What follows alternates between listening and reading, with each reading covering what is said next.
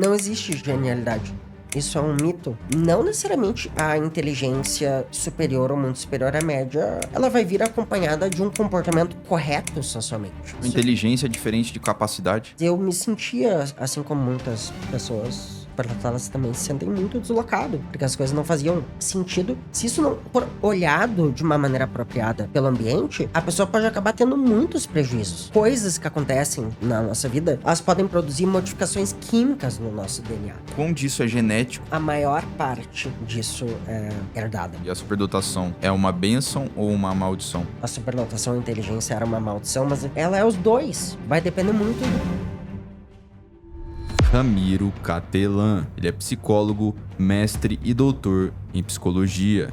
Hoje a gente vai falar sobre a superdotação, como é a vida de uma pessoa superdotada e como a inteligência pode ser uma maldição. A maior parte da minha vida foi dedicada à morte. E a vida é mais feita de prazer ou dor e sofrimento? De dor e sofrimento, para a maioria das pessoas, sem dúvida. Em muitos momentos da minha vida foi necessário eu vestir uma determinada máscara, porque isso me permitiu literalmente sobreviver. Devemos jogar esse jogo de vestir máscaras? É possível treinar isso? Quanto mais a gente aceitar a natureza intrínseca da dor, mais oportunidades a gente vai ter de construir momentos de prazer. E o caminho para mudança, para fazer alguma coisa é...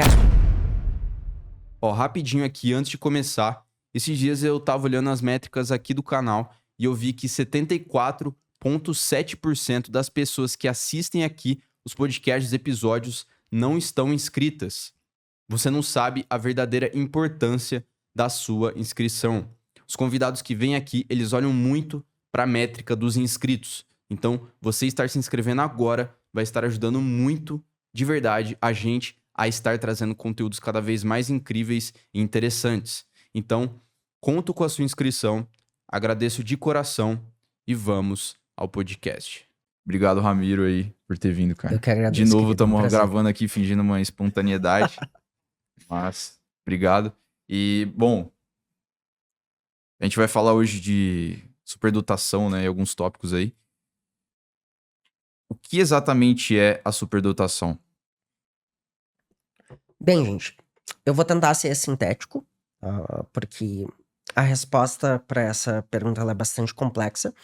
Geralmente quem pesquisa e estuda sobre superlotação não consegue encontrar uma definição consensual para caracterizar esse fenômeno, mas se a gente pegar um apanhado geral, tanto das teorias que buscam explicar o que é a superlotação, quanto dos dados de pesquisa disponíveis que a gente tem até o momento, a gente poderia definir a superlotação como uma alteração de neurodesenvolvimento, ou seja, o cérebro de uma pessoa que é superlotada se desenvolve de uma maneira bastante típica, tá? Eu vou explicar um pouco mais sobre isso mais adiante.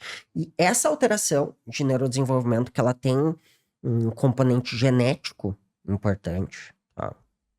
Ela faz com que aumente a probabilidade da pessoa ter uma inteligência superior ou muito superior à média, desenvolver uma série de aptidões e de habilidades que vão, na maioria dos casos, levar a um desfecho da pessoa se tornar muito boa em pelo menos uma ou mais áreas da sua vida.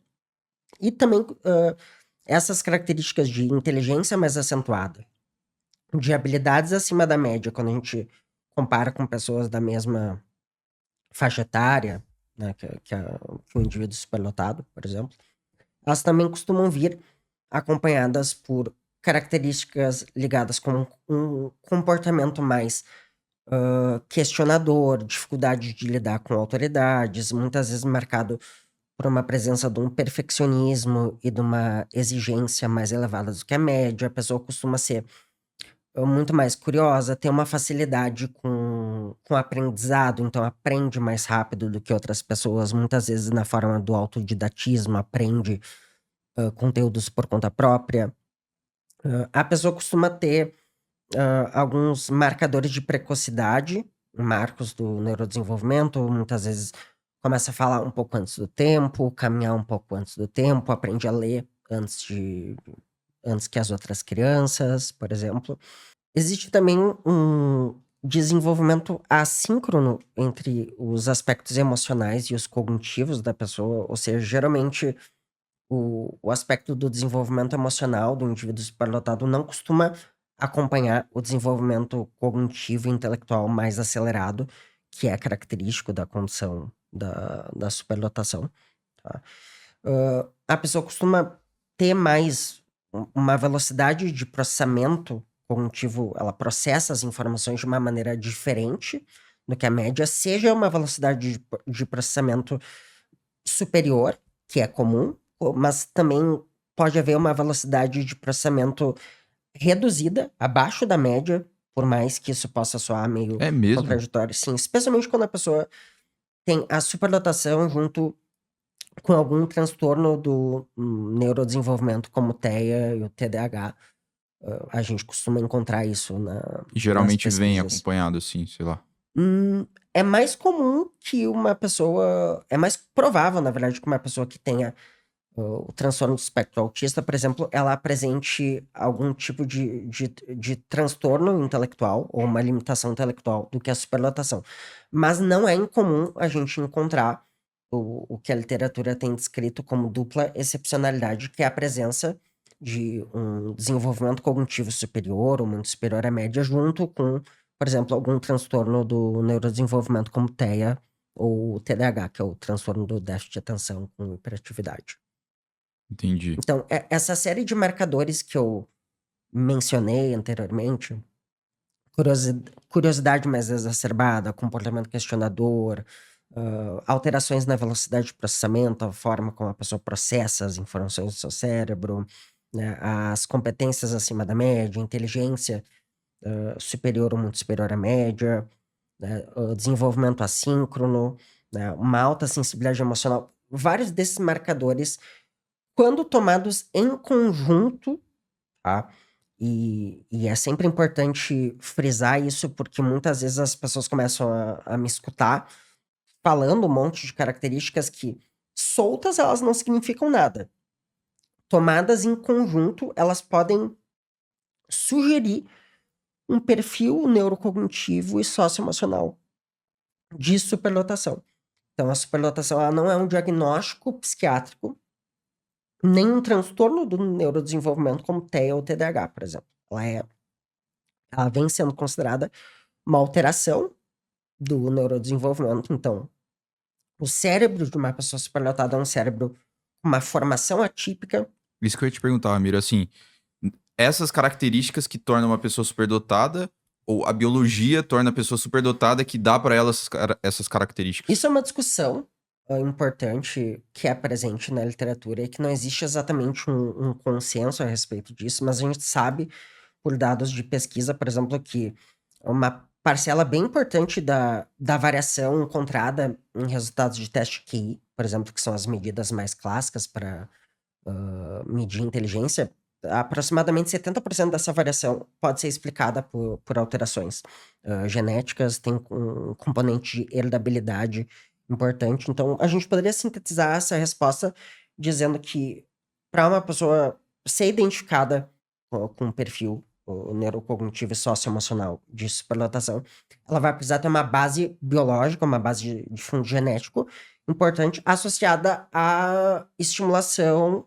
e desenvolvimento ao longo da vida, né? Porque existe toda uma literatura que fala sobre underachievement, que é basicamente não atender, não corresponder às expectativas de pessoas que claramente têm um potencial identificado, mas que não conseguiram, por exemplo, desenvolver algumas habilidades e alguns recursos para despontar acima da média.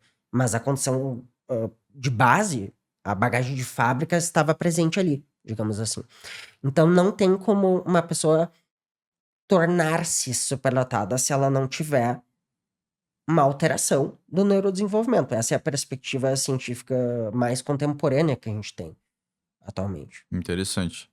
E quais são necessariamente as diferenças aí? Hoje a gente sabe, parece, né, que superdotação é diferente de genialidade, né? Necessariamente. Ou não. Como que é isso? Não existe genialidade. Isso é um mito. Isso é um... Existem uma série de mitos ligados à superdotação que prejudicam tanto o entendimento quanto a comunicação para o público, quanto especialmente os processos de avaliação e identificação da superdotação. Genialidade é um construto, um conceito É uma do senso construção. comum. Então, a gente Sim. poderia pegar figuras históricas como Leonardo da Vinci, que é considerado um gênio da humanidade, o Albert Einstein. Eu não avaliei, tá? Eu trabalho diariamente tanto avaliando pessoas potencialmente superdotadas quanto fazendo atendimento clínico de psicoterapia. Eu não avaliei Leonardo da Vinci por motivos evidentes. O cara nasceu, faleceu séculos atrás, e o Albert Einstein muito menos. Mas claro que a gente poderia tentar fazer uma extrapolação e pensar que possivelmente as pessoas tinham um perfil neurocognitivo e socioemocional de superdotação, embora a gente não possa afirmar isso, né, com todas as letras.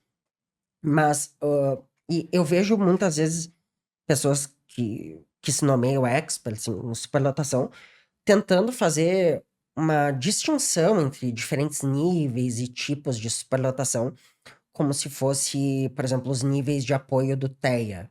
Nível de apoio 1, né, que precisa de pouca assistência, nível de apoio 2, que necessita, que o indivíduo necessita de apoio substancial para realizar as atividades do cotidiano, e o nível 3, que é um nível de maior severidade de sintomas, em que a pessoa requer apoio muito substancial, muitas vezes não conseguindo se comunicar de forma verbal, por exemplo, tá? Tem pessoas tentando transpor essa mesma lógica para a superdotação, como se tivesse a superdotação baixa, moderada, profunda, altamente profunda, com base no score de QI. E essa é uma hierarquização arbitrária, que ela não tem fundamento nenhum na evidência científica.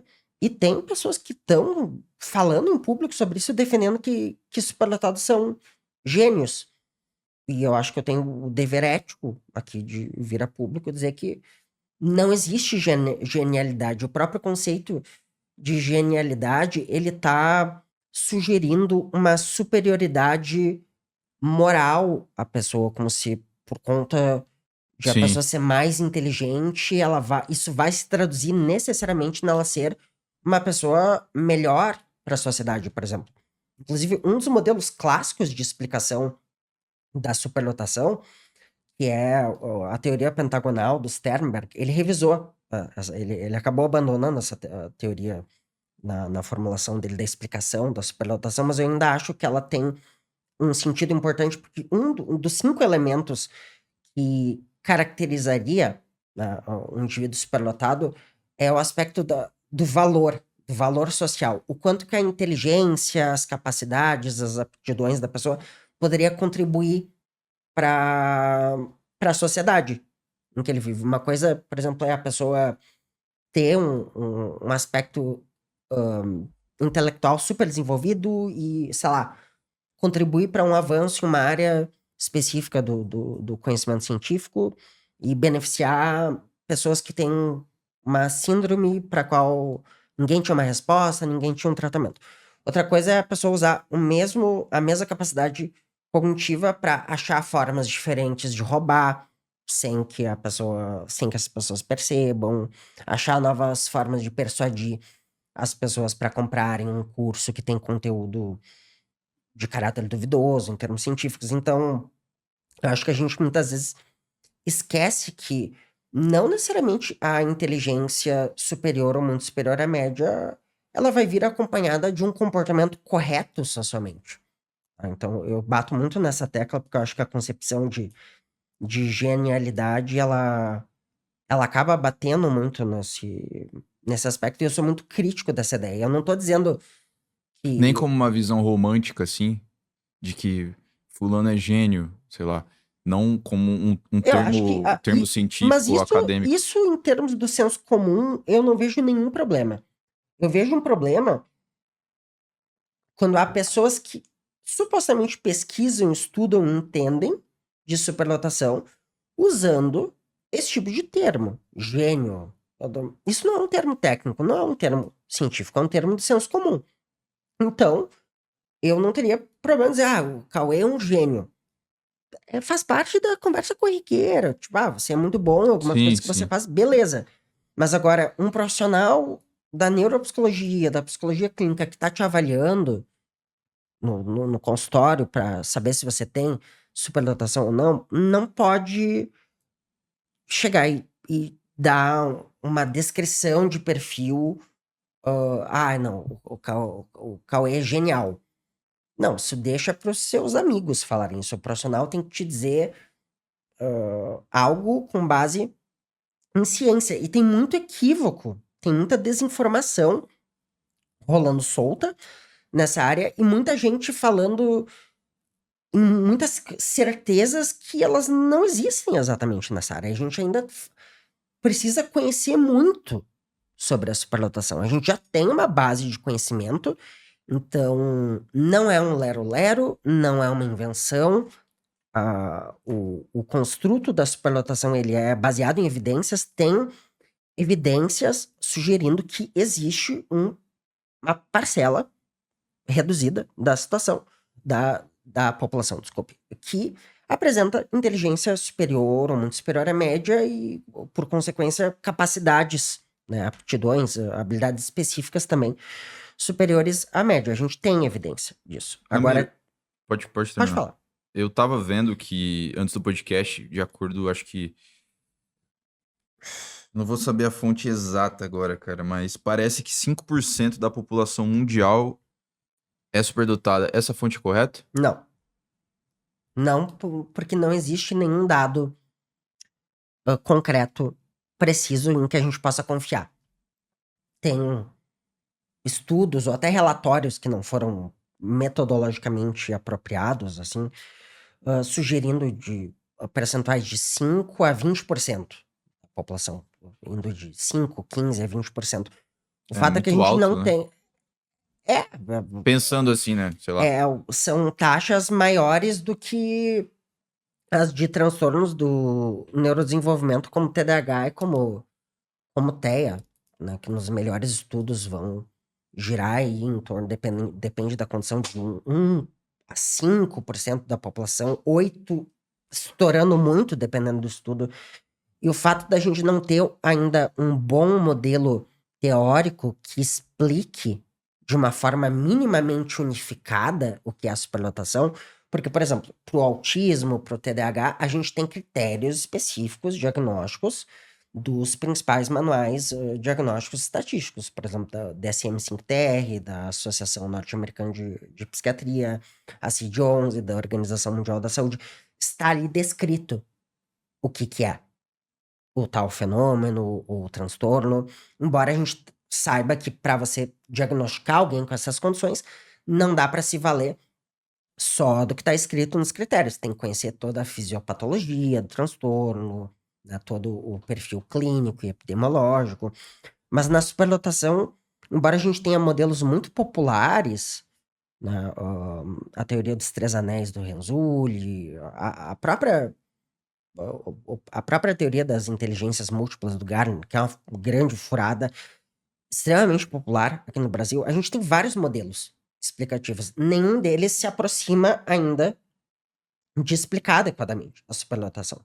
Eu tô escrevendo um livro junto com a professora Rogério Passo Fonseca, que é uma grande referência brasileira e internacional na área da neuropsicologia, em que a gente está propondo um novo modelo explicativo, né, um novo modelo neuropsicológico explicativo para a superlotação, que agrega não só o fator mais clássico ligado ao QI, que é a medida do quociente de inteligência para avaliar a capacidade cognitiva geral da pessoa, mas que entenda o QI como uma ferramenta de rastreio para a gente poder fazer uma avaliação mais aprofundada de uma pessoa. Meio como um filtro. Isso, um filtro, tá? Para a gente poder identificar outros aspectos e indicadores na história de desenvolvimento do sujeito que delimite critérios mais objetivos para tentar gerar um pouco mais de consenso na avaliação. E Porque atualmente a gente não tem isso. Por que a gente não tem necessariamente? É uma falta de recurso alocado para estudos e pesquisa nesse sentido? É uma limitação tecnológica que a gente tem? O que está impedindo isso? Tem limitações de recursos, tá envolvido, especialmente em países como o Brasil, em que o recurso do erário público, do dinheiro público, ele é muito mal alocado, tá? Então a gente tem dificuldade de desenvolver pesquisa de qualidade aqui por conta disso. Mas tem outros. Tem uma E- explicação que é mais fundamental para isso, que é uma explicação de disputa política e teórica das pessoas que pesquisam sobre isso. Mundialmente falando? Mundialmente falando, porque elas têm as suas preferências teóricas. Tem muita gente que trabalha com identificação de superlotação na prática clínica e que faz pesquisa sobre, baseando seus trabalhos no modelo de inteligências múltiplas de Gardner, que tem um total de nenhum apoio empírico. Esse modelo não tem sustentação empírica. E muitas vezes os pesquisadores que se baseiam nessa ideia de que todos somos inteligentes, né, porque esse é o pressuposto dessa teoria. Existe a Explica brevemente assim, Ah, Ramiro. o Gardner vai dizer que a gente tem 8 estilos, 8 tipos de inteligência. Então tem, por exemplo, tem uma inteligência de natureza mais linguística, verbal, uma inteligência Existencial, de é isso? tem 8 categorias específicas. A inteligência musical, inteligência de aspecto psicomotor, desenvolvimento linguístico. Então, assim, ó, isso dá a ideia para as pessoas de que todo mundo tem alguma inteligência. Isso tá. Eu acho que uma confusão dessa teoria do Gardner, que eu entendo o motivo pelo qual ela foi formulada, é que confunde o conceito de inteligência com o conceito de capacidade ou de uma habilidade. Música, Interessante. ter uma aptidão musical, tocar bem um instrumento, tocar vários instrumentos, isso é uma habilidade, um recurso que a pessoa pode ter uma facilidade mais inata e que ela desenvolveu. Mas então Isso- inteligência é diferente de capacidade? O conceito mais bem aceito na literatura para definir inteligência, ele envolve o conceito de capacidade ou de habilidade, mas ele não se limita a ela. Você gostaria que eu falasse um pouco sobre isso? Termina esse ponto aí dos 8 tipos e tal, bate no martelo. Sim. O bater no martelo é que isso é um neuromito, não tem evidência. O modelo mais... E aí entra, acho, um pouco do próximo tópico. O modelo mais aceito que a gente tem na literatura hoje para explicar a inteligência é o modelo CHC, Kettle-Horn-Carroll, tá? Que ele divide a inteligência em 3 grandes aspectos. Tem o que a gente chama de fator G, que é o fator geral de inteligência, que basicamente fala sobre a nossa capacidade mais ampla de aprender, se adaptar às situações, raciocinar, né, Sim. resolver problemas, tá? E também tem ainda dois grandes outros aspectos, que são o das habilidades amplas, que envolve, por exemplo, o construto de inteligência fluida, que é a nossa capacidade basicamente de se adaptar a novas situações, resolver problemas sem ter informação prévia, né? Então, fala muito sobre a nossa capacidade de improviso, né? Tá muito ligado a um raciocínio de ordem mais não verbal. E tem a inteligência cristalizada, que basicamente fala sobre o backup do nosso cérebro, nosso conhecimento acumulado ao longo da vida, sobre conceitos, fatos, ideias. Qual que é a terceira? aprendizados. A que você acabou de falar é qual? Inteligência cristalizada. É Então, basicamente a memória, sei lá. A inteligência cristalizada diz respeito ao nosso conhecimento acumulado. As ideias, aprendizados, conceitos, fatos que a gente aprendeu ao longo Quanto da mais vida. informação você tem, mais inteligência cristalizada você tem, basicamente. Sim. Maior tende a ser o score de inteligência cristalizada Interessante. nos testes que avaliam isso. E tem outras... Essa é a teoria mais aceita hoje na academia. Sim, mas daí tem um outro aspecto dessa teoria. Então, eu falei do fator G, eu falei das habilidades amplas, que Sim. incluem aí inteligência fluida e cristalizada. Improviso. A capacidade de improviso está mais ligada à inteligência fluida, tá? Que ela tem uma tendência de reduzir à medida que o indivíduo envelhece. Enquanto um indivíduo que se estimula intelectualmente, o seu score de inteligência cristalizada, ele tende a aumentar, que é o conhecimento acumulado. Existe uma certa tendência da inteligência fluida em muitas circunstâncias ir diminuindo, porque isso é uma configuração natural do cérebro.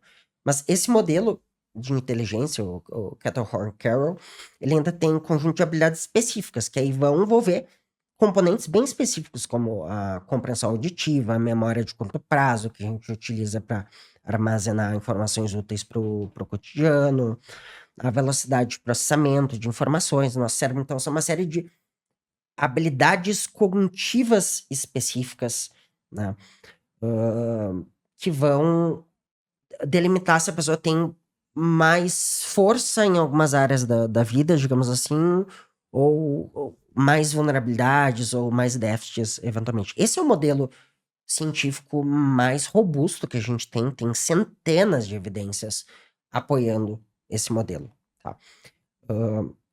Então, embora não haja exatamente assim um consenso na área, como quase tudo que envolve a psicologia e a psiquiatria, esse construto de inteligência é um dos que a gente chega mais próximo de ter algum consenso. O modelo que tem mais evidência para apoiar é o modelo Kettle-Horn-Carroll, que é uma junção de diferentes modelos de inteligência que se acoplaram para dar uma explicação mais sintética sobre o que é inteligência. O modelo do Gardner, que eu recomendei, que eu mencionei anteriormente, ele não é um modelo explicativo da superlotação, ele é um modelo que busca explicar o que é inteligência, mas ele não tem apoio nos dados.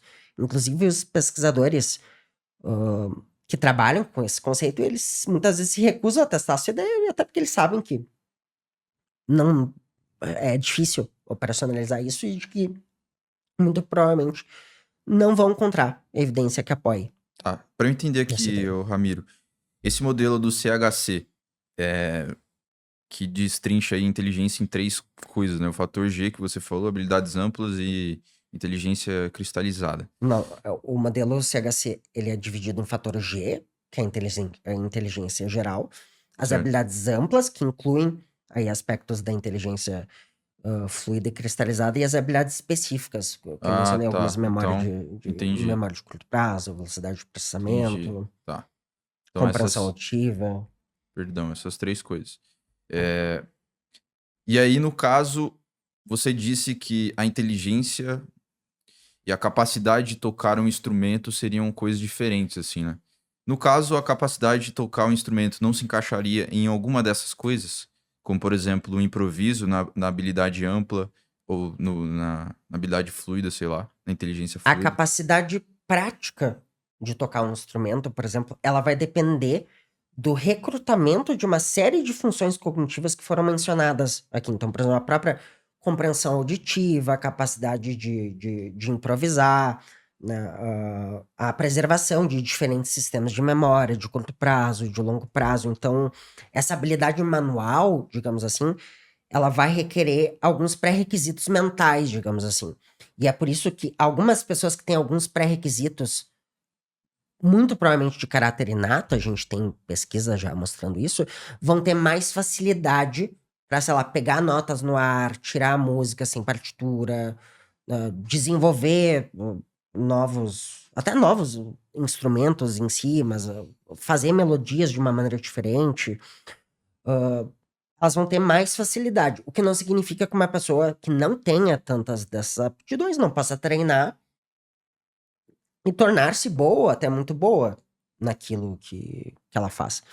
Mas não existe uma habilidade específica presente no nosso cérebro que vá fazer com que a pessoa se torne uma excelente musicista ou um excelente atleta, por exemplo, ou uma pessoa que tenha destaque em qualquer área da vida. É por isso que eu disse que, embora o conceito de capacidade ou de habilidade ele se relacione com a inteligência, ele tem tudo a ver com a inteligência, ele não pode ser tomado como sinônimo. E eu acho que um dos grandes defeitos do modelo do Gardner é tomar inteligência como sinônimo de capacidade. Não existe uma inteligência musical, não existe uma inteligência psicomotora, não existe uma inteligência artística. Até dentro do conceito mais amplo de superlotação, a gente vai entender que a pessoa pode ter domínios específicos da superlotação. Pode ter uma superlotação de natureza mais intelectual, né? Pode ter uma superdotação com um domínio mais profissional acadêmico, um domínio mais psicomotor ligado ao esporte, por exemplo, um domínio mais da linguagem, da persuasão social, da capacidade de se comunicar, um domínio mais artístico, e aí desdobra nas diferentes classes de arte, música, literatura. Então, sim, a gente pode falar que uma pessoa tem determinados domínios, determinadas áreas da vida em que ela é proficiente. Mas isso não significa que ela tenha uma inteligência musical, uma inteligência artística. Não. A inteligência é esse conceito que eu mencionei anteriormente, que é super complexo, então Sim. eu fico até com medo de soar um pouco simplista explicando, mas eu tenho tentado exercitar minha capacidade de síntese para falar sobre coisas complexas mesmo, assim. Quantos por cento de tudo que a gente tá falando é genético? Quer dizer, uma pessoa que nasce com esses fatores altos, assim, né? Ele tem uma capacidade alta de raciocínio e uma inteligência. Bom, inteligência cristalizada você vai criando com o tempo, mas uma capacidade ali de improviso, habilidades amplas, etc. O quão disso é genético e o quão disso é epigenético? A maior parte disso é herdada. Até existe uma previsão de que pelo menos uns 70% das alterações nos resultados de teste de QI, elas têm uma explicação por variação de ordem genética. E, obviamente, 70%. sim, pode chegar a 70%, em alguns casos até mais. Tá? Existem casos, só pra eu tirar essa dúvida também, que, por exemplo, os pais têm um QI muito baixo e o filho tem um QI muito alto. Existem, mas os pais terem QI mais abaixo, até limítrofe, aumenta a probabilidade dos filhos também terem dificuldades cognitivas. Tá? A gente tem pesquisa documentada. Assim como pais que têm indicadores de QI superiores ou muito superiores, aumenta a probabilidade dos filhos também terem.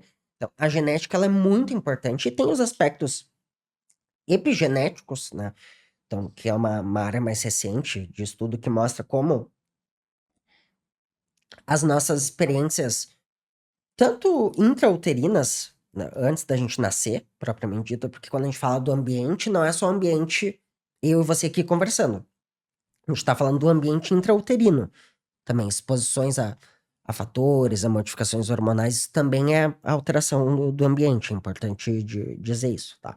Mas a gente tem uma série de estudos mostrando que o ambiente, eventos, coisas que acontecem na nossa vida, elas podem produzir modificações químicas no nosso DNA. Tá? Então, o DNA ele não é uma característica dada por si, ele pode vir a sofrer alterações ao longo da nossa vida. Então, coisas como a gente, por exemplo, o que a gente come, o nosso nível nutricional, os nossos hábitos de vida, possíveis eventos traumáticos ou de violência aos quais a gente foi exposto ao longo do desenvolvimento, isso tudo tem uma possibilidade de promover alterações neuroquímicas no nosso DNA que vão ativar ou até desativar algumas coisas que já estavam na nossa bagagem de fábrica, digamos assim. Então, isso tem sido estudado Quer dizer, bastante. não temos livre-arbítrio nenhum. Eu Mas, prefiro não entrar nessa discussão do não, livre-arbítrio, isso daí porque é o acho que eu tô ela- falando. Sim. Mas assim, beleza, a gente nasce ali e 70% mais ou menos, né? Ela só colocou nesse dado. É genético. Vamos supor que eu nasci burro, cara. E eu quero me tornar inteligente. Como que eu uso esses 30% aí pra melhorar minha capacidade de raciocínio e minha inteligência? É Ó, possível treinar isso? eu procuro não trabalhar tanto com esse conceito, assim, da burrice, embora, obviamente, no senso comum a gente fala, pessoa burra e tudo mais, mas Baixa eu- capacidade de processamento, sei lá. tem alguns termos mais politicamente adequados que eu uso pra zoar, às vezes, a pessoa que é desiluminada, uma pessoa que tem alergia ao conhecimento, que é imune ao aprendizado, enfim, às vezes eu uso isso pra zoar. Mas falando sério, assim, cientificamente, cara, se você tem algum tipo de tendência a ter um, um transtorno do desenvolvimento intelectual, por exemplo, que reduz bastante a capacidade cognitiva, de compreensão, de raciocinar, dependendo do nível, de transtorno que se tem em relação ao intelecto, você não consegue desenvolver muito além, tá? Então, é preciso fazer toda uma avaliação muito complexa e de acompanhamento longitudinal, não entendendo que o fato de a pessoa ter alguma alteração neurológica de base, por exemplo, que vá diminuir essa capacidade intelectiva, que a pessoa vai ficar limitada pro resto da vida e que ela não vai poder fazer nada. Ou não vai poder ter um papel social importante, porque se a gente parte desse pressuposto, isso é uma visão quase eugenista, né? De se criar uma raça superior, de pessoas que têm condições intelectuais superiores que vão governar a humanidade. Não, acho que esse pressuposto ele é muito perigoso, mas se você tem, se você não tem uma aptidão genética para potencializar o desenvolvimento da sua inteligência, eu acho que uma avaliação que você precisa fazer é no que você costuma ser melhor, no que você costuma desempenhar talvez um pouco mais em algumas áreas da sua vida quando comparadas a outras e buscar estimulação. Também não adianta nada você ter um favorecimento genético, digamos assim, eu vir de uma família com pais com inteligência superior ou muito superior, com muito destaque, e você ter essa condição de base e não desenvolver.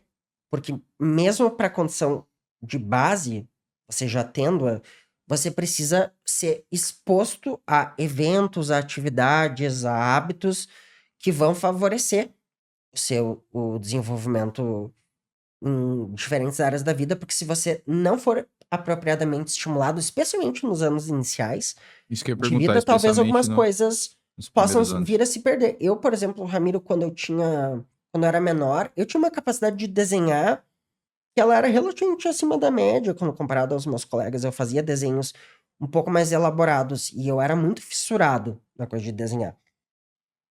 Como eu não recebi estímulo nenhum da minha família pra, né, pra desenvolver isso, eu fazia pilhas de desenho que eram só ignoradas, meus pais fingiam que viam. Esse é um talento que eu tinha e ele se perdeu. Eu já tentei resgatar ele na adultez e eu não consegui. Agora, uma outra coisa que eu investi bastante ao longo da minha vida e que eu sempre tive um pouco mais de facilidade. Se você me perguntar normas específicas da língua portuguesa, eu vou ter dificuldade, tá? De te explicar por que que coloca vírgula. Não, mas eu consigo naturalmente fazer isso. Então, escrita pra mim é uma coisa, é uma habilidade que tá presente na minha vida desde muito cedo e que mesmo em períodos em que eu fiquei bastante sem praticar, uma escrita mais literária, por exemplo, esse conhecimento ficou comigo. Ele foi muito estimulado por mim mesmo. E até Não, hoje te ajuda, né? Por exemplo, aqui você escreveu e tal pra sim, e eu gosto sintetizar muito as de coisas. escrita. Nos últimos anos, eu me dediquei mais à escrita técnica, então eu organizo livros, escrevo livros, tem muito capítulo publicado, artigos científicos, mas eu gosto muito de escrita literária. Por exemplo, que é uma coisa que eu acabei abandonando um pouco ao longo do tempo, mas semana passada mesmo eu escrevi um breve texto literário e eu vi, opa, não tô tão enferrujado. Assim, eu acho que quem leu o texto viu ali que fez sentido, achou bacana, mas é porque essa foi uma habilidade que, durante o período da adolescência, eu desenvolvi muito intensivamente, né? Era um grande, era uma grande fissura, entre aspas, que eu tinha pela coisa da escrita, da leitura, e os efeitos disso ficam até hoje. Mesmo que eu não escreva mais literatura com tanta frequência, é um aprendizado que acabou ficando, mas um aprendizado que eu tive, uma certa aptidão que eu tinha para desenhar um pouco melhor que os colegas, que se eu tivesse recebido estimulação apropriada, valorização, até, sei lá, botar num curso, eu podia ser daqui a pouco um desenhista bom ou muito bom e até viver disso, não sei. Então, utilizar esses 30% seria tentar achar alguma coisa que você é bom cedo e dar o double down em cima, assim, sei lá, apostar em cima disso. Eu sempre recomendo que as pessoas se desenvolvam naquilo que elas observam que elas têm potencial. O que não significa que você não possa se desafiar e se estimular, porque isso também faz parte do desenvolvimento da inteligência, a capacidade de encarar desafios, de aprender novas habilidades, novos recursos. Isso é uma coisa que, inclusive, faz parte de um construto da neurociência, da neuropsicologia, que é a reserva cognitiva, que é são os acúmulos de hábitos que a gente desenvolve ao longo da vida que vão permitir um envelhecimento mais saudável do nosso cérebro. Aí envolve a regulação e bons hábitos de sono, a realização de exercícios físicos com frequência, estimulação intelectual. Então, faz parte até da formação dessa reserva cognitiva para envelhecer bem, prevenir eventuais danos neurológicos, por exemplo, a gente se expor a desafios novos. Mas eu, por exemplo, assim, e até é uma área que eu considero deficitária, mesmo sendo pesquisador, eu tenho uma dificuldade com matemática, tá? Desde a escola, porque eu tive uma história muito aversiva com matemática na escola. Eu tenho certeza que se eu tivesse sido mais bem estimulado, se as minhas dificuldades tivessem sido compreendidas, e se eu tivesse disciplina para estudar, que eu não tinha nenhuma, tá? Eu teria me tornado bom em matemática, mas eu não era. E esse impacto cognitivo ficou comigo, então hoje, quando eu preciso fazer algumas coisas de análise estatística no meu trabalho, eu consigo fazer o básico, assim, mas eu não tenho entendimento de análises avançadíssimas como eu tenho colegas que são excelentes nisso. Isso não foi uma coisa bem desenvolvida e o impacto do desenvolvimento, a história escolar, seu histórico com uma determinada área da vida, uma disciplina do conhecimento, ele pode impactar no seu desfecho futuro. Eu ainda quero melhorar as minhas habilidades estatísticas, eu faço curso para isso, mas assim, eu sei que eu não vou ser um grande expert em métodos quantitativos. A não ser que eu escolha me dedicar, assim, com muito afinco a isso, e tentar vencer esses bloqueios. Mas eu escolhi De empregar a certa minha forma, você energia. sente uma frustração, assim, pelo fato de, na sua infância, você ter sofrido esse trauma, assim, e não conseguido entender tão bem, assim, a matemática? Eu sinto. Eu sinto frustração em relação a inúmeras coisas, né? Eu brinco às vezes que eu sou um sobrevivente da vida porque eu passei por algumas situações um pouco complicadas ao longo do meu desenvolvimento e a minha família não acreditava que eu ia me desenvolver. Tinha uma crença muito determinista, assim, da minha família que eu ia ser uma pessoa subdesenvolvida, dependente economicamente e que não ia conseguir ter autonomia. Por que exatamente? Tem que perguntar pra eles, não sei exatamente por quê. Talvez pelo fato, hoje eu saber que eu sou uma pessoa autista, eu tenho 35 anos, eu descobri com 32. Nunca Caramba! suspeitei, foi um diagnóstico altamente tardio. A gente tem evidências de que diagnósticos tardios, assim, você perde um potencial de desenvolver a pessoa, de ajudar a pessoa precocemente a lidar com as limitações que vão vir. Porque o autismo é um transtorno do neurodesenvolvimento, né? As pessoas romantizam muitas vezes o autismo como se fosse uma escolha política, um estilo de personalidade. Não.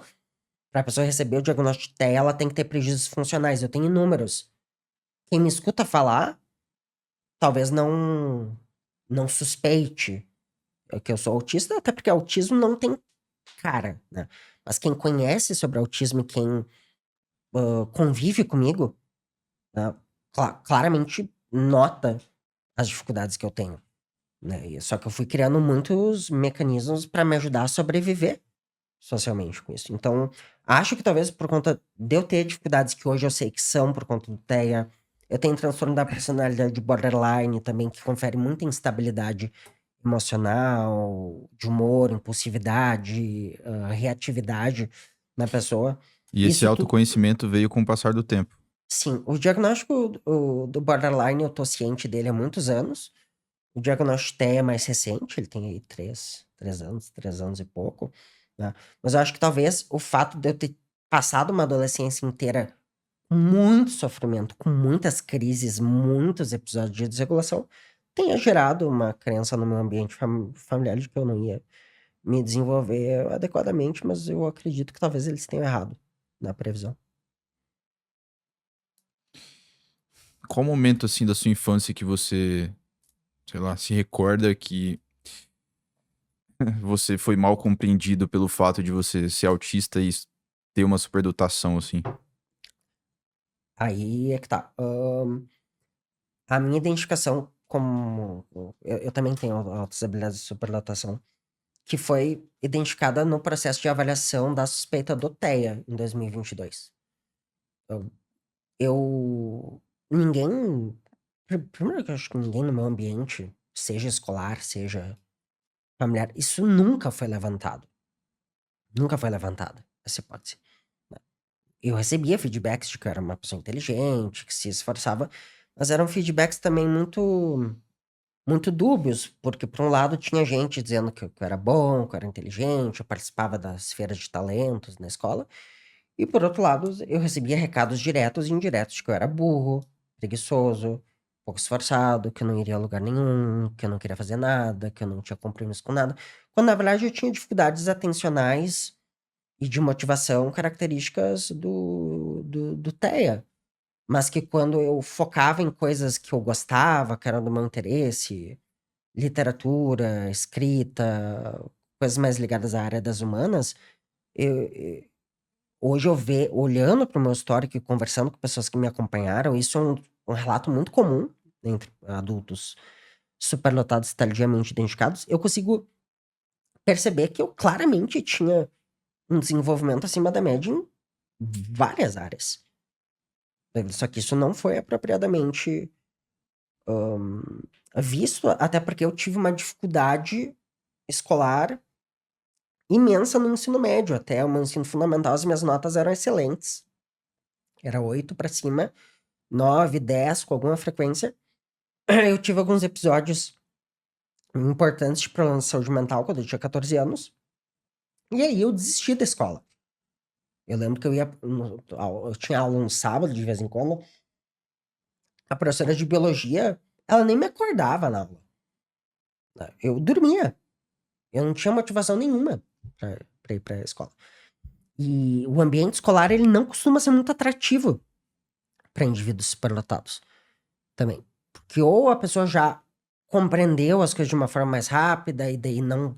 A política de inclusão, que é a obrigação, né, das escolas poderem fornecer, não é só para pessoas que têm atrasos do neurodesenvolvimento, é para pessoas que têm avanços do neurodesenvolvimento, que requerem necessidades específicas e adequações, acomodações. Crianças com altas habilidades de superlotação, as famílias têm direito de requerer enriquecimento curricular, acompanhamento especializado. Isso está na lei, isso é uma diretriz isso é normativa do MEC, não tem conversa. Não era para ser escolha.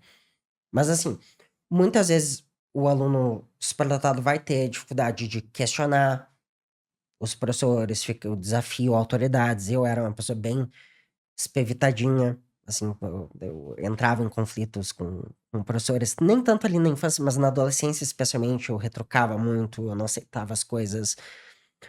Eu era uma criança e um adolescente, assim como muitas outras pessoas superdotadas, que ficava questionando o porquê de tudo. Então, não pode fazer isso. Tá, não, mas não pode o porquê.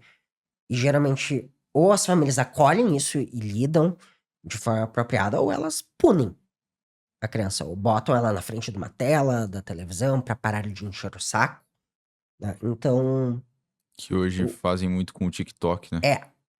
é bem complicado isso. Então, assim, o ambiente escolar muitas vezes não era atrativo. Teve uma hora que eu desisti da E a escola. escola também não deve ter preparação nenhuma, né, pra lidar com pessoas superdotadas, né? Porque é uma parcela pequena da população, então meio que ela fica à mercê, né? As pessoas superdotadas geralmente só são notadas na escola quando elas despontam muito em muitas áreas, quando elas aprendem a ler muito antes dos outros, quando elas são claramente muito aceleradas e muito desenvolvidas. E existe esse perfil. Existem pessoas que são muito boas em muita coisa, em quase tudo que fazem. Só que a maioria das pessoas, no geral, e a maioria das pessoas superdotadas vai ter um autodesenvolvimento em uma ou algumas áreas da vida. Não vai ser proeminente em todas as áreas. E é por isso que aquela história de que existe uma diferença entre altas habilidades, que é a pessoa ser bem desenvolvida, muito bem desenvolvida em uma área da vida, e a pessoa ser superlotada, que é quando ela é desenvolvida em várias áreas, isso é uma piada. Se a gente for pegar, por exemplo, o Magnus Carlsen, ele é superdotado, provavelmente? Quem é Magnus Carlsen? É um campeão de xadrez. Tá, Não, algumas coisas vou que te contextualizar. Basicamente, ele, com 5 anos, ele já sabia, assim, todas as capitais do mundo. Com 13 anos, ele se tornou grande mestre no xadrez. E com 22 anos, ele foi campeão mundial. Foi o mais novo campeão mundial, né, da história do xadrez. Olha, eu precisaria de alguns outros indicadores para poder emitir um palpite, né, a respeito disso, mas possivelmente essa pessoa deve ter algum desenvolvimento intelectual mais avantajado. Não é incomum que pessoas superdotadas sejam muito boas em pelo menos uma área da vida, não. Muitas vezes não é só numa. Tem pelo menos umas 2 áreas da vida bem desenvolvidas. E que nem você falou que você pensava muito em questões filosóficas também, né? Isso, de certa forma, te afastou um pouco dos outros coleguinhas ali. Como que foi isso, cara? A sua relação com as pessoas durante a sua vida? Porque meio que você tava, assim, pra 3 passos à frente, né? Da linha de raciocínio intelectual, etc. Depende, assim, querido, porque... Vou responder a pergunta em partes. Hoje, sabendo que eu sou autista e que tenho transtorno da personalidade borderline, eu tenho momentos, inclusive ainda hoje, com todo o autoconhecimento que eu tenho, anos de terapia, medicado, eu tenho momentos de extrema dificuldade social. Só que isso na adolescência era um negócio que eu tinha tanta crise, eu ficava tão agressivo com as pessoas que eu infelizmente afastei muitas pessoas. As pessoas tinham dificuldade de conviver comigo. E eu passei uma adolescência muito isolada. Eu fiquei ali dos meus 12, 13 anos, especialmente a partir dos 14 até os 19, sozinho. Eu não tinha amigos direito. Eu começava amizades, eu tumultuava, eu tinha crises, eu me sentia abandonado. Eu deixei escombros em vários lugares pelos quais eu passei. Algumas relações eu consegui reparar e reconstruir, e teve outras que infelizmente ficaram pra trás. Mas eu me sentia, assim como muitas pessoas superdotadas também se sentem, muito deslocado, porque as coisas não faziam sentido. Pra mim, eu não sentia que as pessoas ao meu redor compartilhavam dos mesmos interesses que os meus. Eu sempre tive interesses muito peculiares. Tinha uma época da minha infância que eu era fissurado em mitologias. Primeiro a egípcia, depois a nórdica, um tempão na romana, depois a grega, que foi uma das minhas grandes obsessões, entre aspas, da infância. Você gostava de Ou videogame? eu gostava de assistir as pessoas jogando, mas eu me sentia nervoso toda vez que eu precisava jogar. Eu só jogava jogos que tinham alguma previsibilidade, que não ia acontecer uma coisa assim tão abrupta de mudanças, enfim. Mas eu gostava muito do aspecto visual, e eu gostava muito de literatura, de livros, assim. E como que é esse contraste, cara, da superdotação e o autismo, assim? Porque, me corrija se eu estiver errado, o superdotado ele também busca desafios, assim, né, parece. Intelectuais, etc. E com o autismo, também eu não entendo, mas parece que o autismo quer alguma coisa mais previsível, né? É um balanço muito complexo, porque de alguma maneira as características da superdotação acabam sobrepondo e até camuflando algumas dificuldades do TEA. E é por isso que, com frequência, quando eu conto pra alguém que eu sou autista, nossa, mas você nem parece autista. Dá vontade de perguntar, mas o autismo tem cara? É só a pessoa que grunhe ou que é não verbal, que tem crise o tempo inteiro, que é autista? Os critérios, o diagnóstico do TEA foram reformulados já faz alguns anos, e hoje se entende que o TEA ele é um espectro.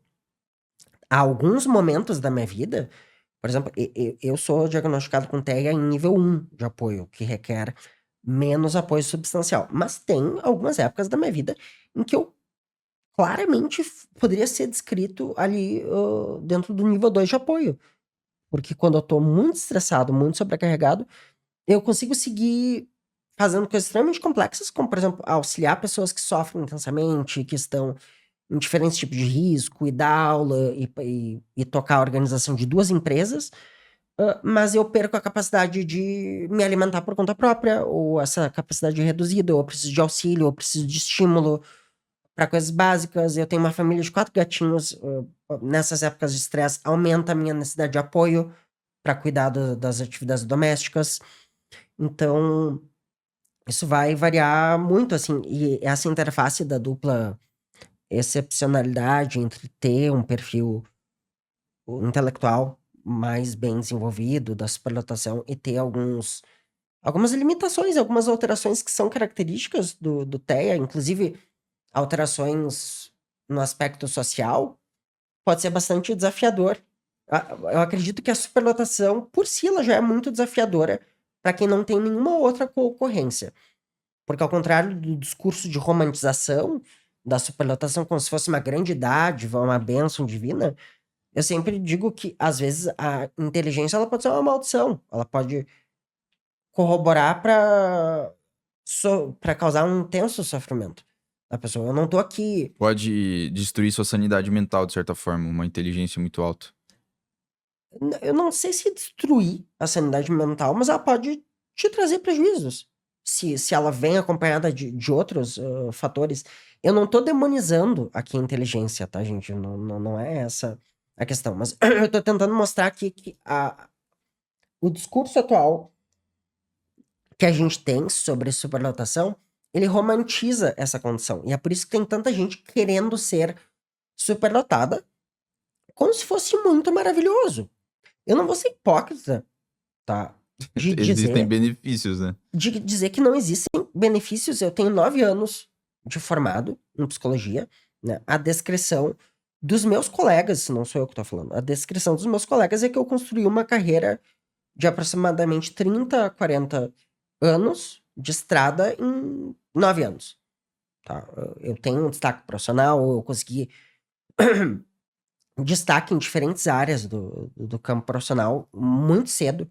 Né? Eu já estava relativamente estabilizado na minha carreira com 2, 3 anos. Mas, de certa de forma, formado. então, foi bom pra você, assim, pra sua vida. Tem algumas vantagens, eu não vou negar isso porque seria hipócrita, mas tem também desvantagens. Obviamente eu não posso descolar Sim. as minhas vantagens do fato de eu ter TEA e de ter o transtorno borderline. Você Por acha, isso. puxando o gancho, então, da pergunta, você acha que a superdotação é uma bênção ou uma maldição? Eu Se sei fosse que pra determinar uma das duas, assim. eu sei que eu já disse em outros episódios, em outros podcasts, que muitas vezes a superlotação e a inteligência era uma maldição, mas eu vou te dar uma resposta meio cretina, assim. Ela é os dois. Vai depender muito do percurso de vida da pessoa. As coisas, na maioria das vezes, não são tanto no preto e no branco. Tem muitas camadas de cinza.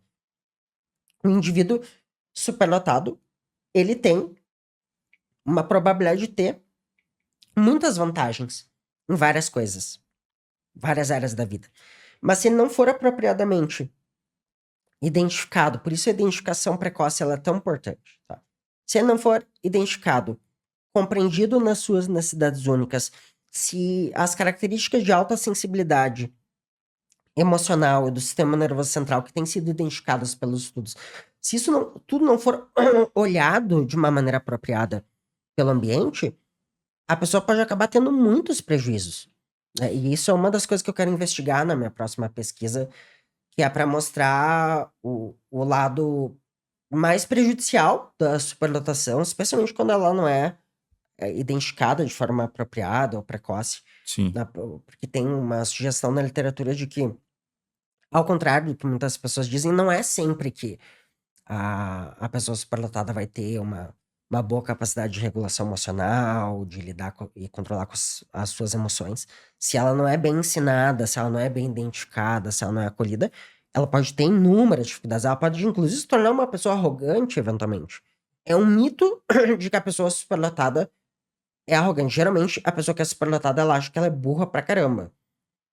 Tá? Eu nunca achei que eu fosse superlotado. Eu passei a vida inteira achando que eu era burro, que eu era preguiçoso, incapaz. Sim. Daí, quando a neuropsicóloga, que é a maior referência da América Latina nessa área, olhou pra mim e disse que eu era superlotado, eu ri. E eu desafiei ela. Eu comecei a contestar e a gente quase brigou, né? Nas sessões, dizendo, cara, não, eu sou burro, eu vou te provar que eu sou burro. Caramba, velho. Sim, porque eu fiquei muito reativo com essa ideia. E volta e meia eu ainda me questiono. Às vezes quando eu tô num período tão legal, eu não sou superlotado nada, eu sou burro pra caramba. Se você tivesse a opção de escolher tomar uma pílula, cara, que só fazendo um. E você, a partir do momento que você toma essa pílula, você vai eliminar essa superdotação e essas características assim. Você tomaria? Não, não. Você Porque, escolheria manter. sim. E eu vou arriscar dizer mais. Eu escolheria manter o TEA também. Autismo. Eu escolheria manter o transtorno da personalidade borderline porque são componentes de quem eu sou. Me trazem muito sofrimento. Eu tenho uma casca, assim, de pessoa mais funcional, porque eu, de fato, tenho áreas da vida em que eu me desenvolvo super bem, mas a minha vida tem alguns elementos muito, muito, muito difíceis. E quando eu entro em crises, particularmente, assim, é extremamente difícil de lidar. Mas eu não mudaria isso. Primeiro que não é possível mudar. E eu tenho uma visão muito pragmática, assim, de que eu evito entrar nas tiranias dos esse é isso, e se tivesse acontecido aquilo, e se eu pudesse. Não, tem o que existe agora. O que existe é essa pluralidade de concorrências simultâneas, né?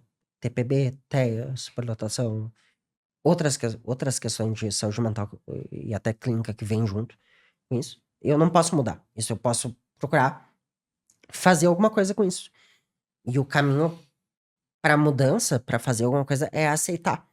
Então eu tenho procurado pensar muito nisso e eu trabalho muito com isso, especialmente no estágio inicial do tratamento de pacientes meus que são identificados com, especialmente tardivamente com autismo e com a superdotação, que é um componente de aceitação. Aceitar não é concordar, aceitar não é passar pano, aceitar não é achar bonito. Aceitar é parar de lutar contra os dados.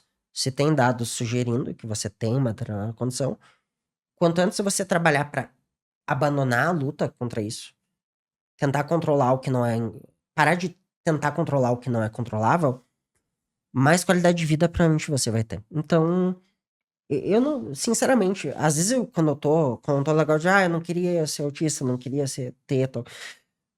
Eu digo isso mais quando eu tô em crise, porque quando eu tô lúcido, Uhum. eu penso que não, até porque tem pessoas aí que estão defendendo ideias muito complicadas de cunho eugenista, assim, sugerindo que a superlotação é uma condição superior moralmente, os superlotados vão governar a nova era do país e do mundo, e os empregos vão acabar, e quem vai dar os empregos para as pessoas da média da população são os superlotados. Cara, isso é um discurso de cunho eugenista, para quem não sabe o que é eugenismo, procurem no Google, assim, é um negócio assustador, tá? E eu não concordo com esse tipo de posição, eu acho que isso é perigosíssimo, tá? Perigosíssimo.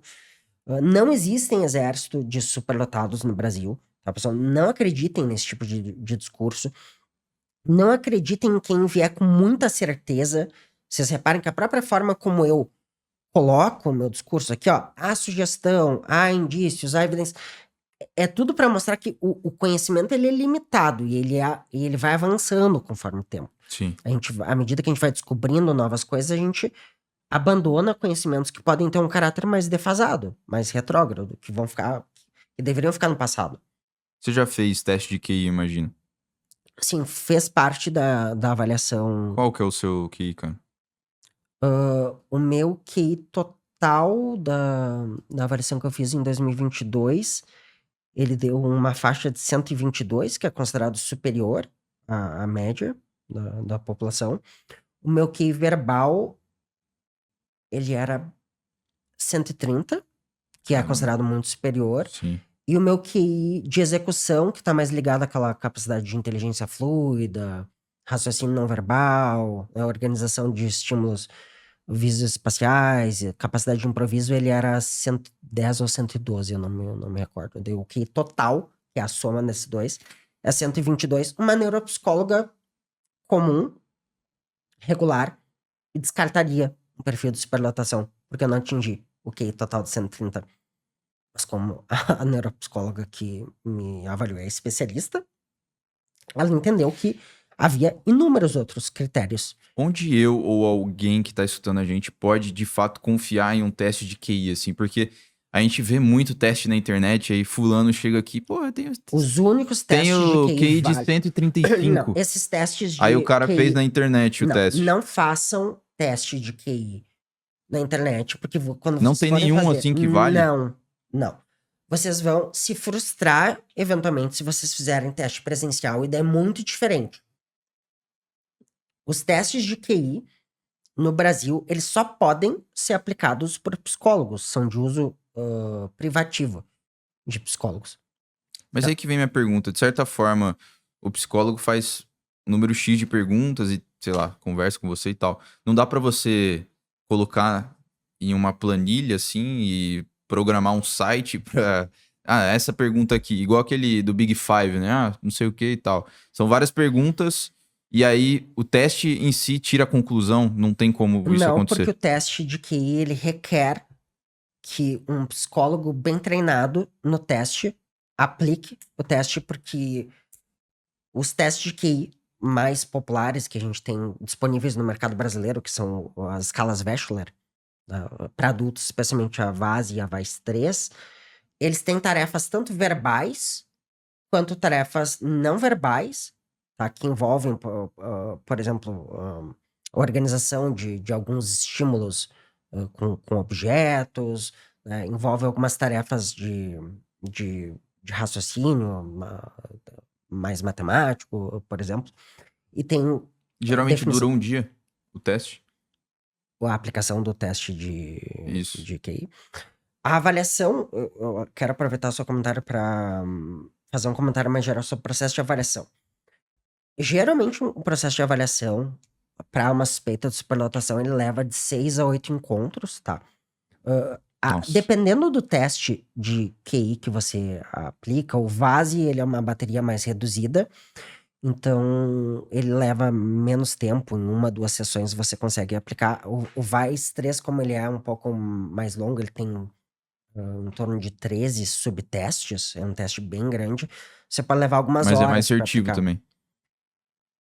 Ou não? Ambos são válidos, tá? O VAS, ele é mais completo. Ele avalia vários outros fatores que o VASE não avalia. O VASE é uma redução adaptada do VAS 3. Mas o teste de QI em si, cara, ele não mostra nada isolado. Eu já cansei de pegar avaliações que foram feitas de pacientes que tinham QI de 110, que é um QI considerado ali médio superior, e que a pessoa era claramente superlotada, tinha vários indicadores. E já peguei QIs próximo de 130 ou até superiores em que a pessoa não tinha nenhum. E o que ele vai crescendo conforme você vai desenvolvendo seu cérebro? Tipo, essa parada de que o cérebro se desenvolve até os 23, 24, 25 anos, sei lá. Não é bem assim que funciona. O que eu mencionei anteriormente é que há uma tendência da inteligência cristalizada, do nosso conhecimento acumulado, ou se manter ou até aumentar. Então, Né? assim, desculpa interromper, mas se eu fizer um teste de QI com 10 anos e deu 130, provavelmente eu vou fazer hoje e vai dar parecido, 130 por aí. Aí que tá. As pesquisas que acompanham longitudinalmente fazem reteste da inteligência, elas mostram que não costuma haver muita alteração, tá? Pô, Nem pra cara, mais, nem pra menos. Mas que droga. o score nunca vai ser o mesmo. É muito difícil, tá? Vai ter 1, 2 pontos a mais, a menos, sei lá. Pode ter uma variação de 5 a 10 pontos, dependendo tanto no score total, quanto no verbal, ou no QI de execução. Mas antes de eu aprender a aplicar os testes de inteligência, que hoje eu sei aplicar bem o VAS, porque agora, se eu fosse fazer uma avaliação dessas, eu ia ter viés, porque eu conheço as respostas dos testes e poderia inflar os resultados. Mas antes de aprender, eu refiz o meu teste e a minha inteligência verbal, ela aumentou. Ela deu ali em torno de entre 135 e 140. Então, eu fiquei surpreso, porque eu fiz o teste exausto. Tinha atendido 7 pacientes, foi um grande erro. Já atendi 7 pacientes do dia com dor de cabeça e a minha inteligência verbal aumentou. O meu QI de execução baixou. E eu sei que eu errei algumas tarefas de cansaço. Então, Quando eu provavelmente não é um fui, reflexo. quando eu fui fazer o teste aqui, eu acho que eu tinha uns 14, 15 anos, cara. Eu era viciado em videogame, né? E, pô, eu era muito vagabundo, cara, na época. Eu fui no teste, fazer o teste de manhã virado. Tipo assim, não dormi. Alterações de sono, de privação de alimentação, respondem por uma parcela muito grande na variação É. do teste. Não, aí eu Então, falei pra eu ela, né? sempre Eu falei explico pra ela isso. que tava virado, ela falou, não, vai embora, então eu chego amanhã dormido, Se né? eu vejo que se eu vou aplicar um teste num paciente, eu vejo que ele não tá em condições, que tá em privação de sono, a gente remarca a sessão ou fala sobre outra coisa, não vai aplicar teste. Sim, Porque vai ter uma alteração significativa no resultado, bastante significativa. Eu tenho certeza que provavelmente o meu QI de execução ele reduziu de 2022 pra cá, porque é uma tendência meio que natural, que ele vai ter uma pequena variação pra menos à medida que a gente envelhece. Mas eu acho que ele não reduziu tanto. Assim, eu acho que ele reduziu do jeito que reduziu, porque eu tava exausto. sim. Foi a última bateria de testes que eu fiz e eu já tava muito cansado. Amiro, a gente tava falando em off, né? Você tinha comentado que você tem dificuldade em manter assuntos mais superficiais, assim, né? Sim. No dia a dia. Eu sinto isso também, cara. Até por conta disso que eu criei aqui o podcast pra ter esse contato com gente inteligente, tipo você, assim, e conseguir, bom, conversar sobre os assuntos e aprender muita coisa. Agora, a pergunta é: você acha que o conhecimento ele gera aborrecimento? Você acha que esse, esse entre aspas, problema é nosso, né? O problema tá na gente, ou na forma como o mundo é? Tenta especificar um pouco melhor essa pergunta pra ver se eu. Quer dizer, vamos supor que você não consiga engajar em uma conversa onde são assuntos superficiais. Então você vai num churrasco e os caras tá falando de, sei lá, mulherada e futebol, sei lá, um negócio assim. O problema tá na pessoa que não consegue engajar naquela conversa, quer dizer, ela não consegue se adequar ao ambiente, ou o problema tá no nível de conhecimento que ela obteve, etc. Entende? Eu vou te dar uma resposta talvez meio inusitada, mas eu não acho que é um problema. Não tem problema as pessoas ficarem falando de cerveja, assuntos Não tem corriqueiros. problema, Não mas vejo. eu falo assim, não senti prazer falando sobre isso, sei lá. Entende? Acho que vai depender muito de caso a caso. Há pessoas que sentem realmente um imenso desconforto ao ponto de evitar muitos eventos sociais e acabar prejudicando a sua socialização. Mas eu sempre, especialmente quando eu tô trabalhando na clínica e me deparo com esse tipo de situação, o que eu vou estimular a pessoa não é se isolar do mundo, é vai procurar a tua turma. Vai procurar, se gosta de falar de xadrez, procura o pessoal que gosta de falar de xadrez, gosta de games, de animes, procura essa comunidade. Não fica ali, procurar não ficar limitado só a isso, porque se uma pessoa de fato se limita a um único assunto, isso vai trazer inúmeros prejuízos à pessoa, provavelmente. Não só de ordem social, Como a até questão do dificuldade de envelhecimento adaptação. lá. Sim, a dificuldade de adaptação no mercado de trabalho, a pessoa não vai aprender algumas normas sociais, civilizatórias mínimas, tá? Eu acho que a gente tem que achar um equilíbrio, e eu falo isso como, não só como uma pessoa que pesquisa, estuda e atende pessoas autistas, por exemplo, tá? Mas como um indivíduo que é autista. Eu acho que eu sempre procuro achar um equilíbrio entre poder ser quem eu sou, e eu sei que eu sou meio esquisito, que eu sou meio desaforado às vezes, eu falo uns absurdinhos, o pessoal dá, não é infrequente as pessoas, eu tá falando qualquer coisa, as pessoas estarem dando risada, e eu perguntar o que aconteceu. Ah, não, que você tá falando, né, meio extremo, meio absurdo. Não, mas isso é isso que eu penso. Então, eu sou mais esquisito, eu sou mais inusitado, eu tenho alguns maneirismos, mas eu tento achar um equilíbrio entre poder ser eu e atender algumas normas sociais básicas, às vezes, sei lá, de vestimenta. Tem lugares em que é apropriado ter algumas vestimentas, em outros não. Eu consigo hoje ter uma leitura mais madura de que a gente tem que se adaptar parcialmente a algumas expectativas sociais, mas não a todas. Esse é o meu ponto, né? Eu quero poder ser quem eu sou sem precisar fingir que eu sou uma pessoa típica ou que eu sou uma pessoa holística, por exemplo, que é o termo que a gente usa pra descrever pessoas não autistas. Eu não quero ficar fingindo que eu sou holístico. Eu já tive que fazer isso a minha vida inteira. Porque quem tem uma capacidade de percepção mais aguçada começa a notar quando tá sendo punido pelo ambiente. E aí a Sim. gente vai se retraindo, vai se inibindo. E eu tô num processo atualmente muito de descamuflagem, ou desmascaramento, como as pessoas traduzem eventualmente, que é me permitir ser uma pessoa atípica. Eu não sou uma pessoa normal, bem entre aspas. Não sou típico, não quero ser. Não tenho nada contra pessoas típicas, inclusive a maioria dos meus amigos e familiares, etc. são, tá? Mas eu não sou. E eu não vou ficar fingindo. Você acha que devemos jogar esse jogo de vestir máscaras? Quer dizer, uma pessoa que sabe vestir máscaras sociais, ela tem mais sucesso, sei lá, financeiro, né? Digamos. Será que vale a pena esse jogo ser jogado? Essa é uma avaliação que cada indivíduo tem que fazer por conta própria. Na sua Eu visão, acho na que sua vida, não.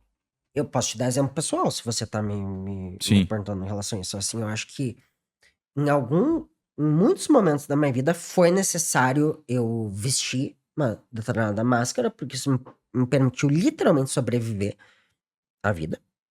Se eu não tivesse vestido a máscara, talvez eu não tivesse sobrevivido à vida, por vários motivos, tá?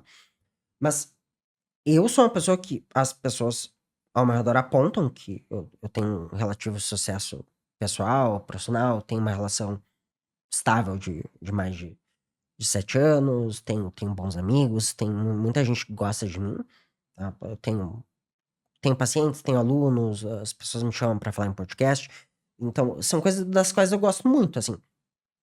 Só que se eu fizer uma avaliação longitudinal aí eu falei a primeira vez em público sobre o diagnóstico psiquiátrico, sobre o transtorno da personalidade borderline, em 2021. Como tem muito preconceito na área da saúde mental, de psiquiatras e psicólogos sobre, eu achei, agora acabou a minha carreira.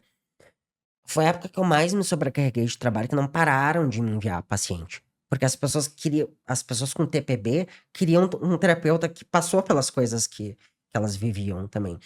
Então, eu noto, cara, que quanto mais autêntico eu me permitir ser e mostrar o meu jeito esquisito e me permitir ficar à vontade com isso, na verdade, eu comecei a ganhar mais dinheiro, eu comecei a ganhar mais respeito. Obviamente, alguns filtros são importantes. Então, ali no meu próprio Instagram, eu não falo tudo que eu penso. Você fala bastante Ninguém. coisa. Eu falo muita coisa. Só que eu não falo tudo que eu penso, porque ninguém pode falar tudo que eu penso. E eu falo isso para os meus pacientes. A gente tem que achar um equilíbrio entre a autenticidade e o respeito a alguns regramentos sociais mínimos, para que a gente não saia hostilizando as pessoas. Então a lição, eu acho que aqui é simples, né, cara? A autenticidade é boa. Eu acho que a autenticidade calibrada com a compreensão do ambiente, tá? Ela é fundamental. Eu acho que as pessoas carecem muitas vezes de autenticidade. Eu digo muitas vezes que a moeda de troca do mundo neurotípico, especialmente das pessoas que têm desenvolvimento cerebral mais padrão, mais regular, que é a maior parte da população, é a mentira, é a covardia, é as duas caras. E são jogos que, por exemplo, pessoas autistas, como eu, têm muita dificuldade de compreender. Sim. Então, por exemplo, cara, se eu falar alguma coisa aqui no meio desse podcast que possa ter soado grosseira, às vezes, muitas vezes, na maioria das vezes, eu vou perceber, eu vou me retratar, vou te pedir desculpa, te perguntar o que eu posso fazer pra reparar essa relação. Mas, quando um autista como eu tá sobrecarregado, estressado, não dormiu bem, etc., a gente fica mais sem filtro, em geral, pode acabar cometendo uma grosseria e não perceber. Porque a gente pode ter uma dificuldade no reconhecimento facial, não conseguir ler muito bem os movimentos que as pessoas, a maioria delas, naturalmente notam esses movimentos. Às vezes a pessoa Nem se você autista... estudar isso, quer dizer, se o cara fazer assim, é desprezo. Se você decorar isso, você tentando entender, assim, né? Não, por É difícil mesmo assim? por ser uma pessoa ao mesmo tempo autista e superdotada, eu consigo ter uma compreensão social muito boa em alguns momentos, mas O meu déficit social aparece muito explicitamente quando eu tô sobrecarregado e sob estresse intenso. Aí eu perco o filtro e às vezes eu posso cometer alguma grosseria. Porque de certa forma você também não consegue focar, né? Ali. Ou tô focando em alguma outra coisa. Outra E eu coisa. não consigo perceber que a pessoa tá ficando desconfortável. Só que o que eu tô falando, porque você fez a pergunta ali da autenticidade. Quando você que recebeu a grosseria não se posiciona e não me comunica que você se sentiu chateado, você não pode só me responsabilizar por ter sido grosseiro. Especialmente se você sabe que eu tenho uma dificuldade com isso. Você tem que ir lá e me falar. Cara, você fez merda, você me chateou, não gostei disso. E as pessoas não falam. Eu acho que uma das coisas mais cruéis que as pessoas fazem com pessoas autistas, com pessoas com transtorno da personalidade borderline, é sumir da vida da pessoa e desaparecer quando a pessoa cometeu erros. A pessoa tem que ter a chance de se responsabilizar pelos seus erros, de poder admitir, de pedir desculpa. Eu sou uma pessoa que eu não tenho nenhum problema em pedir desculpa quando eu erro. Na maioria das vezes eu noto rápido que eu erro, às vezes eu demoro, e às vezes eu preciso ser sinalizado. Mas eu acho que as pessoas têm o direito de saber. Eu não me afasto de ninguém hoje em dia sem dar a chance da pessoa saber por que eu tô me afastando. E geralmente de forma explícita. Pessoas que são explícitas muitas vezes pagam preço, bom e ruim, de serem explícitas. Eu acho que você agrega muita gente quando você é objetivo, fala as coisas, e você pode afastar algumas. E aí você tem que tomar cuidado pra diferenciar o ser explícito do ser grosseiro, Sim. tá? Mas eu acho que essa postura de transparência é uma coisa que falta muito no mundo. Total. Eu já tive muitas relações minhas que acabaram, E que eu não acaba. faço ideia do porquê que acabaram, porque eu não fui informado, eu não tive a chance. Isso é Exato. muito cruel. Quer dizer, a pessoa não fala, né? Não tem uma comunicação direta e É por transparente. isso que eu acho que a covardia, a falta de habilidade, eu acho muito engraçado quando vem falar, a pessoa autista tem déficit na teoria da mente, em ter um reconhecimento social, em fazer leituras, inferências, ou ela tem déficit de habilidade. Não, cara, até pode ter, muitas vezes tem. Tá, mas e a parte da pessoa holística, que não é autista, que te sorri na tua cara e tá querendo te esfaquear pelas costas?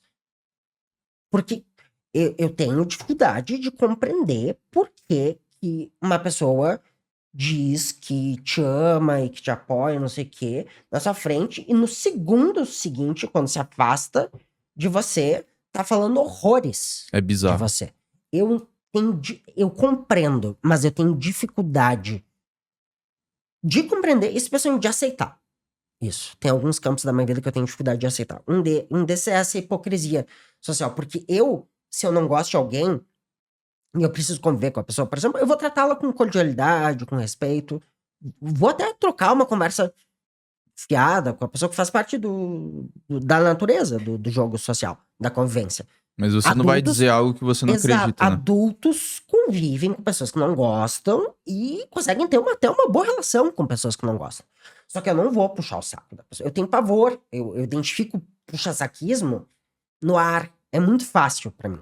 Eu consigo perceber com muita facilidade quando alguém tá me fazendo um elogio espontâneo e quando a pessoa tá fazendo uma aproximação pra mim porque ela tem algum interesse. Isso acontece bastante comigo, infelizmente. É muito nítido. Até porque eu sou muito bom de analisar a coisa do textual, especialmente, da comunicação verbal. Eu noto na nuance ali, tem alguma malícia ali, depois eu vou ter provas posteriores de que a pessoa tava maliciando. Eu não vou chegar pra uma pessoa que eu desprezo e dizer que eu amo ela e que eu admiro ela. Eu possivelmente não vou dizer que eu a desprezo, a não ser que haja um ensejo. Eu já disse. Enfim, já disse isso muitas vezes. De algumas eu me arrependo e de outras eu tenho orgulho. É. Porque faz parte da pessoa que eu quero ser uma pessoa autêntica que trata os outros com respeito, com cuidado, com gentileza, mas também faz parte da pessoa que eu quero ser me defender de injustiças. E pessoas superlotadas, a gente vê muito isso, tanto nos estudos quanto nos relatos da clínica, são pessoas com um senso de inquietude, de injustiça e um senso ético apurado muito forte. Então, Já teve vezes em que eu disse coisas muito duras pra pessoas. Em alguns momentos eu passei da linha, fui grosseiro, eu me arrependo, busquei me retificar com essas pessoas. Em outras vezes eu até fiz alguma coisa mais grosseira, mais dura, mais firme, e eu não só não me arrependo, como eu tenho orgulho. Porque foram situações que não foram gratuitas. Como, por Foram situações exemplo, em que as o quê, pessoas assim? fizeram coisas horríveis. Horríveis pra mim. E que eu tive o prazer. Eu nunca vou esquecer que uma, uma das pessoas que trabalha com superlotação aqui no Brasil teve o atrevimento de me mandar um e-mail, tá? Questionando que história é essa que eu tava dizendo que eu era psicólogo, superlotado e autista. Que segundo ela, nos 30 e poucos de anos de experiência, não sei o que, ela nunca tinha visto isso. E que quem fez... Ela começou a questionar quem fez a minha avaliação. E começou a falar um monte de coisas capacitistas, psicofóbicas pra mim, do nada. Do nada, uma pessoa que é referência na área. E eu escrevi uma carta-resposta de 20 páginas, 20 e poucas páginas pra essa pessoa. Sério? Sim, enchi de citação, de... Não usei o ChatGPT pra nada, tá? Isso que eu ia te perguntar. Eu enchi de citação. Não usou o chat GPT. Eu falei, ó, eu vou te recomendar aqui que você resolva o seu problema com desconhecimento, se atualizando com as referências tais, tá? Se você tiver alguma dificuldade com isso, você procura ajuda, que não vou ser eu que vou te ajudar. E eu acho esse seu comentário invasivo, capacitista, completamente inadequado. Não sei o que move você a fazer isso. E eu peguei muito pesado com a pessoa. Eu questionei as credenciais da pessoa. Você tem um currículo inflado, tem um monte de artigos inexpressivos, você vende uma coisa que você não é. Eu acabei. Eu acho que a pessoa deve ter Ela respondeu desejado depois de novo? com pouquíssimas palavras. E o assunto. Porque ela. Acho que ela talvez tenha se dado conta que a coisa passou um pouco do limite, que ela foi extremamente inadequada. Eu tô dando esse exemplo porque, assim, Quanto jamais tempo vou... você levou pra escrever essas 20 páginas? Uma hora e pouco, porque eu reviso muito obsessivamente os meus textos antes de enviar. Eu passo horas, às vezes, revisando. Para escrita levou uma hora menos, para revisão deve ter durado umas 2, 3. Eu jamais vou perder o meu tempo, escasso, porque eu acho que tempo é o recurso mais valioso que a gente tem, Com certeza. para agredir gratuitamente alguém. Eu só vou perder meu tempo, 2, 3 horas do meu dia, pra falar coisas duras pra alguém se a pessoa me hostilizou abertamente. Mas Que a foi. melhor forma não seria ignorar? Algumas coisas eu consigo ignorar. Eu tenho que ignorar alguns hates, por exemplo, em comentário de YouTube. Se Porque não dá pra responder tudo, né? Antigamente eu respondia. Daí depois eu recebi algumas recomendações de que é melhor responder melhor. algumas coisas pontuais, que a gente quer conversar, quer agregar. Eu sou super favorável. Respondi até há pouco tempo quase todo mundo que vinha falar comigo no Instagram. Infelizmente agora eu não consigo, porque eu ganhei muitos seguidores novos nos últimos meses. Eu respondo sempre quando eu consigo. Mas agora, eu tive que aprender a ignorar, porque embora, assim, ó, a imensa maioria dos comentários dos vídeos são positivos, elogiosos, ou com algum comentário crítico super respeitoso, que me ajuda a evoluir, tem alguns que são de ódio puro, maldosos, que pegam o tom da minha voz, que, sei lá. A internet é sombria, né, cara? Então, em alguns casos eu ignoro. Casos de uma pessoa dessa que tem poder, que tem etc., sabe, que tá numa posição assim, eu acho que é uma posição política enfrentar essas pessoas. E se tem defeito que eu não tenho, é covardia. Eu, às vezes, pago preço por falar as coisas, aceito pagar. Mas eu não vou deixar uma resposta dessa quieta. Ramiro, você disse no Instagram, eu peguei do seu Instagram, cara, uma frase assim que você colocou, né? E eu vou falar ela aqui no caso. Você colocou que não existe vida sem dor. Viver dói. Para algumas pessoas mais, para outras menos. A depender de inúmeros fatores. É possível viver sem sofrer. Sofrer é uma escolha. Sentir dor, não.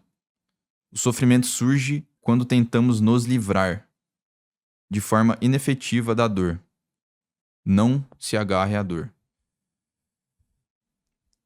Você acha que a vida é mais feita de prazer ou dor e sofrimento? de dor e sofrimento pra maioria das pessoas, sem dúvida. Isso nem tô falando só por experiência própria, porque a maior parte da minha vida, sendo bem sincero, tá, isso eu falo abertamente, tenho falado um pouco mais agora. A maior parte da minha vida foi dedicada à morte, não foi dedicada à vida. A experiência mais recente de vida minha é me dedicar à vida, me dedicar a viver e não a morrer. Então, uma pessoa como eu que sofre ainda muito intensamente, por mais que eu esteja tratado, medicado, etc., eu ainda tenho experiências de sofrimento medonhas, horríveis, horríveis, tá? Ainda hoje, tá? Ah, só que pega uma pessoa mais regular, da média da população, que não tem um intenso sofrimento.